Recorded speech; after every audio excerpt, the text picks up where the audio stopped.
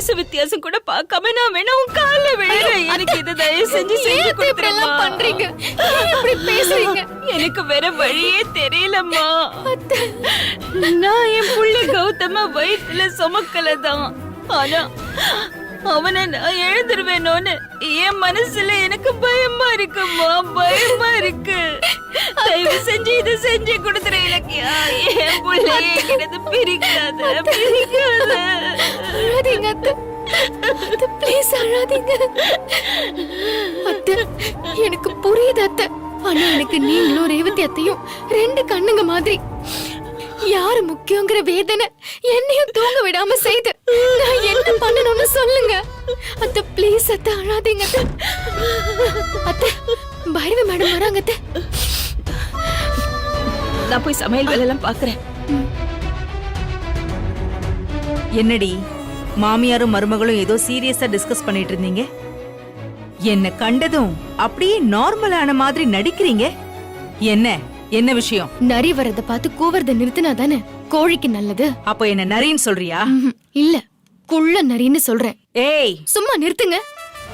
நீங்க பண்றதெல்லாம் வஞ்சகம். அப்புறம் உங்களை நரின்னு சொல்லாம உங்களை மான் குட்டின்னு தூக்கி கொஞ்சவா? நானும் பாத்துட்டு தான் இருக்கேன். மறுபடியும் நீங்க இந்த வீட்டுக்குள்ள வந்த நாள்ல இருந்து என்னையும் கௌதமையும் ஏதோ ஒரு திட்டத்துல குறி வச்சுக்கிட்டே இருக்கீங்க.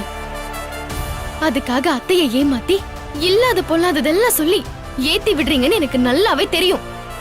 இப்ப கொஞ்ச நேரத்துக்கு முன்னாடி நடந்த சம்பவத்துல கூட மறைமுகமா உங்களோட பங்கு இருக்குமோன்னு எனக்கு டவுட்டா இருக்கு.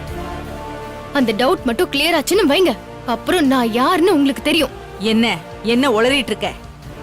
என்ன சம்பவம், என்ன டவுட், எதை பத்தி பேசுறீங்க மேடம்? சும்மா நடிக்காதீங்க. நீங்களும் அந்த எஸ்எஸ்கேவும் இன்னும் எவ்வளவு நாளைக்கு ஆட்டம் போடுறீங்கன்னு நானும் பாக்குறேன். ஒரு நாள் உங்க ஆட்டம் முடிவுக்கு வரும். அன்னைக்கு சாட்டை எடுத்து உங்களை வெளுக்காம விட மாட்டேன். என்னடி சொன்ன? என்ன அடிப்பேங்கறியா உன்ன? என்ன மேடம் உன்ன கை நீளுது? நான் உங்களை இன்னும் இந்த குடும்பத்தோட மெம்பரா தான் பாக்குறேன். ஆனா இந்த குடும்பத்தை நீங்க சிதைக்கிறதுக்கான வேலையை பார்த்துக்கிட்டே இருக்கீங்க. நான் மருமகளா இருக்கிற வரைக்கும் அதை நடக்க விட மாட்டேன். இதோட உங்க சித்து விளையாட்டெல்லாம் விட்டுட்டு ஒழுக்கமா இருங்க. இல்ல அந்த அஞ்சலிக்கு ஏற்பட்ட நிலைமை தான் உங்களுக்கும் ஏற்படும். புரியல? நீங்க பெட்டி படுக்கெல்லாம் எடுத்துக்கிட்டு வெளிய நிரந்தரமா தங்குறதுக்கு வீடு தேட வேண்டியிருக்கும். ஜாக்கிரதை.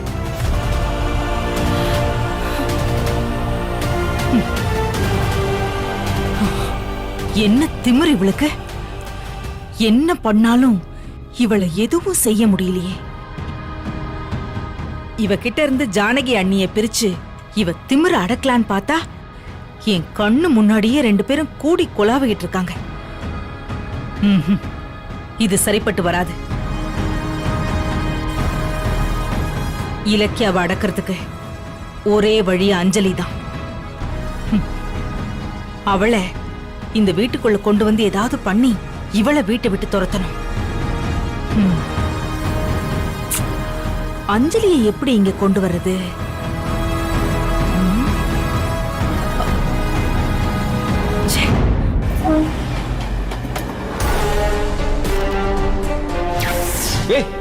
கைய விடுறி. என்னடி புருஷன் உரிமை கொண்டாடுற? அந்த உறவெல்லாம் எப்போ முடிஞ்சு போச்சு. நீயும் நானும் பிரிஞ்சதுதான். இனி அது எப்பவுமே ஒட்டாது. கூடிய சீக்கிரமே உன்னை நான் மொத்தமா தலைமுழுகிறேன். நீ தொட்ட இந்த கைய பெனாயில தான் முக்கிய எடுக்கணும். அந்த அளவுக்கு அசிங்க பிடிச்சவனி.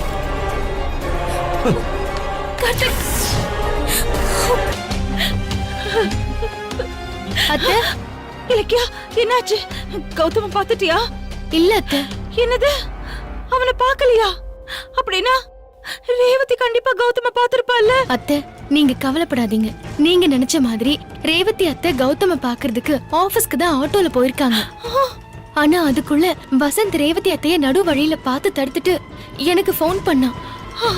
நான் உடனே ரேவதி அத்தை கிட்ட பேசி சமாதானப்படுத்தி அவங்கள மறுபடியும் மெடிக்கல் சென்டருக்கே அனுப்பி வச்சிட்டேன். நல்ல வேளை, இப்பதான் எனக்கு உசிரே வந்த மாதிரி இருக்கு. இருந்தாலும் அந்த ரேவதி வந்து சும்மாவே இருக்க மாட்டேங்கிறா பாத்தியா?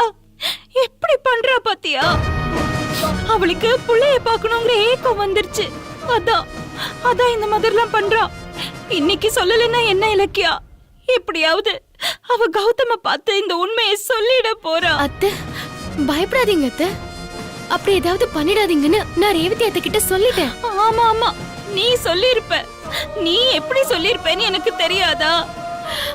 அத்தை அத்தை கவலைப்படாதீங்க, நான் ஜானகி அத்தை கிட்ட பேசி சமாதானப்படுத்துறேன்.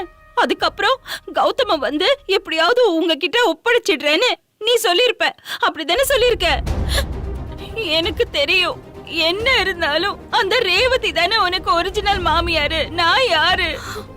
கண்டிப்பா நீ அப்படிதான் பண்ணிருப்ப. ஐயோ அத்தை, என்னத்தை இப்படி எல்லாம் பேசுறீங்க? நான் அப்படிப்பட்டவளா? உங்க தவிப்ப பார்த்துட்டு நான் ஓடி போய் ரேவதி அத்தையை கௌதம பார்க்க விடாம தடுத்தேன்ல. என்ன சந்தேகப்படாதீங்க அத்தை, ப்ளீஸ் நம்புங்க. வேற வழி? எனக்கு வேற வழி இருக்கா? நீ சொல்றதெல்லாம் நான் நம்பிதானே ஆகணும். ஆனா என் நம்பிக்கையெல்லாம் உடைக்கிற மாதிரி அந்த ரேவதி இவ்ளோ வேகமா இவ்ளோ காரியத்தை செஞ்சிட்டு இருக்காளே, நான் என்ன பண்ணுவேன்? அந்த பயத்துல எனக்கு தூக்கம் போச்சு, சாப்பாடு இறங்க மாட்டேங்குது. ஒவ்வொரு நாளும் நான் செத்து பொழைச்சிட்டு இருக்கேன். இலக்கியா, நீ எனக்கு ஒரே ஒரு உதவி செய்யுமா. அந்த ரேவதிய இந்த ஊர்ல இருந்து எப்படியாவது அனுப்பிச்சிடு. அவளுக்கு எவ்வளவு காசு, பணம், சொத்து என்ன வேணாலும் நான் கொடுத்துடுறேன். அவளை எப்படியாவது இங்க இருந்து அனுப்பிச்சிடுமா. Salut à tous, bienvenue sur la chaîne YouTube. Aujourd'hui dans cette vidéo, nous allons parler d'un animé, de manga, ou bien de manhwa plutôt, de manhwa, puisque c'est coréen qui fait le buzz en ce moment. Je ne vous informe pas qu'il est sorti il y a longtemps, mais la version animée est sortie il y a très peu. Il s'agit de Solo Leveling. Pour ceux qui ne savent pas c'est quoi Solo Leveling, Solo Leveling est un animé qui suit un jeune comme je le dire, un jeune garçon de rang E, un jeune de rang E, c'est-à-dire il est un hunter, c'est-à-dire un chasseur, mais il est de rang E, le chasseur le plus faible du monde, le chasseur le plus faible de l'humanité. Au début, quand il explore les donjons avec les autres chasseurs et tout ça, il finit toujours par être blessé d'une manière ou d'une autre. Donc, jusqu'à ce qu'ils arrivent dans un double donjon, un donjon un peu bizarre dans lequel il a été sacrifié en tant que tel. Ouais, il a été abandonné par son équipe et il croyait qu'il était mort, tout ça, alors qu'il a eu un double éveil. Donc il a eu un double éveil, les statuettes et tout ça l'ont massacré, mais il a eu un double éveil. Donc ce qui a réveillé des pouvoirs et l'oblige à réaliser des tâches afin d'augmenter sa puissance. Donc c'est ainsi il a commencé à s'entraîner, puisque le système l'oblige à s'entraîner nécessairement, ou soit il sera pénalisé. Donc il a s'entraîné au fur et à mesure jusqu'à, comme vous pouvez le voir sur les images, il y a eu un changement drastique. Vous pouvez le voir, il a développé des muscles. Il n'est plus comme avant, il n'est plus un jeune faible comme avant. Il sait ce qu'il veut maintenant et il a assez de force. Donc ses pouvoirs sont multiples. Par exemple, une fois qu'il bat ses adversaires, il peut acquérir le pouvoir. Non seulement, il peut aussi faire réveiller leur ombre, c'est-à-dire l'ombre de celui qu'il a battu va le servir en tant que soldat. Donc c'est un peu ça. C'est comme ça qu'il a fait et il a battu Igris à la fin de la saison 1. Après avoir apprivoisonné Igris dans la fin de la saison 1, au début de la saison 2, il a également apprivoisonné un ours polaire, le roi des ours polaires et toute l'armée des ours polaires, ainsi que le roi des elfes. Donc vous voyez, c'est un peu ça. Donc au fur et à mesure, il a refait son test et il savait qu'il est un chasseur de classe S, de rang S plutôt, c'est-à-dire l'élite de l'élite. Donc je vous recommande de suivre cet animé car il est vraiment intéressant, il est riche surtout. Il est riche surtout en émotions, en puissance, en intensité de combat, surtout ça, intensité de combat. Vous n'allez pas vous ennuyer du début jusqu'à la fin. Alors si vous avez kiffé, je vous prie de me laisser un pouce bleu, de commenter, de partager et pourquoi pas de vous abonner. Allez, on se retrouve à la prochaine vidéo pour explorer et parler d'un autre animé. Allez, ciao, ciao.